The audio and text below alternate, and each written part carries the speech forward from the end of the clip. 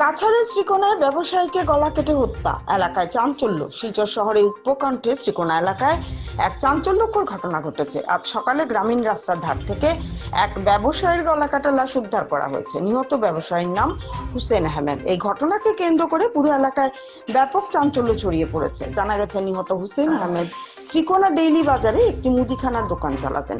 প্রতিদিনের মতো গতকাল রাতেও তিনি দোকান বন্ধ করে গুড়াবস্তি এলাকায় নিজের বাড়িতে ফিরছিলেন।